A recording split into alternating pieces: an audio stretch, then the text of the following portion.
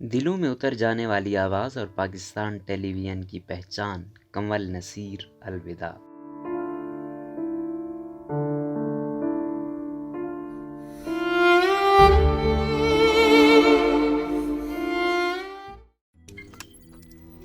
روزنامہ قدرت کی ویڈیو دیکھنے کے لیے ابھی یوٹیوب چینل پر سبسکرائب کریں اور بیل آئیکن پر بھی کلک کریں۔ ریڈیو کی مشہور براڈ کاسٹر اور صداکار موہنی حمید کے گھر کے باہر اسلم اظہر کی گاڑی آ کر رکی ہوئی تھی۔ دوپہر کا وقت تھا، انتظار ہو رہا تھا 17 برس کی کنول حمید کا۔ ریڈیو پروڈیوسر فضل کمال کی درخواست والی پرچی موہنی حمید کے ہاتھوں میں تھمائی گئی، جس میں لکھا تھا کہ ٹی وی اسٹیشن کا آغاز ہونے والا ہے، صرف آج کے لیے کنول کو بھیج دیں تاکہ وہ باقاعدہ طور پر نشریات کا آغاز کروا دیں۔ کنول حمید کو جب اس خواہش کا پتہ چلا تو انہوں نے بہانے تراشنے شروع کر دیے۔ فضل کمال، جنہیں کنول ماموں کہہ کر مخاطب کرتی تھیں، ان کی اس آرزو کے سامنے کنول نے باقاعدہ والدہ سے معذرت کر لی، جو بس یہ التجا کر رہی تھی کہ فضل کمال کا کہنا ہے کہ صرف آج کی ہی بات ہے، اگلے دنوں کے لیے وہ کسی نہ کسی خاتون میزبان کا انتظام کر لیں گے، اسی لیے کنول سب کام چھوڑیں، فوری طور پر جائیں۔ تھک ہار کر کنول نے ہتھیار ڈال دیے اور تھوڑا بہت تیار ہو کر اسلم اظہر کی اس گاڑی میں بیٹھ گئیں، جس کی منزل ٹی وی اسٹیشن کی عمارت تھی۔ ذکر ہو رہا ہے 26 نومبر 1964 کا، جب لاہور سے باقاعدہ طور پر پاکستان ٹیلی ویژن کی نشریات کا آغاز ہونے جا رہا تھا۔ کنول حمید کا ابتدائی تعارف یہ رہا کہ وہ ریڈیو کی اس براڈ کاسٹر اور صداکار موہنی حمید کی ساجزادی تھیں، جن کے پر اثر اور متاثر کن انداز کا ہر کوئی دل داتا تھا۔ ریڈیو پر مختلف پروگرامز اور ڈراموں میں حصہ لیتی تھیں، چاہنے والے آپا شمیم کے نام سے جانتے تھے۔ ریڈیو کے مائک سے کنول کا تعلق اس وقت کا ہے جب وہ صرف 3.5 ماہ کی تھی، وہ بھی اس لیے کہ والدہ کو ایک شو میں روتے بچے کی آواز درکار تھی، تو وہ اپنے ساتھ کنول کو لے گئیں، جنہیں باقاعدہ چٹکی کاٹ کر رلایا گیا۔ جوں جوں وہ بڑی ہوتی گئیں، ریڈیو سے ان کا دوستانہ اور گہرا ہوتا چلا گیا۔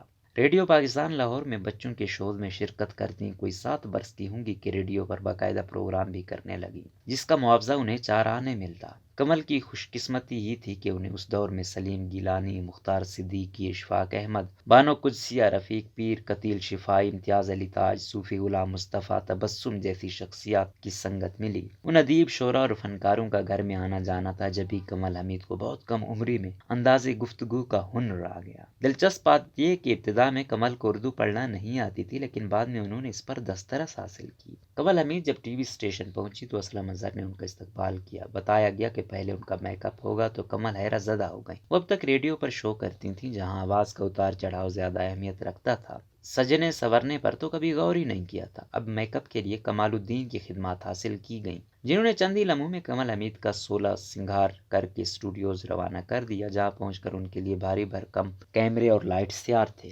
قداور شیشے کے عقب میں نثار مرزا اور فضل کمال تھے، جنہوں نے کنول کو بتایا کہ جس کیمرے پر بتی جلے گی اس میں دیکھنا ہے، اور پھر چند ہی لمحوں بعد کنول حمید پاکستان بھر میں ٹی وی اسکرین پر نظر آئیں۔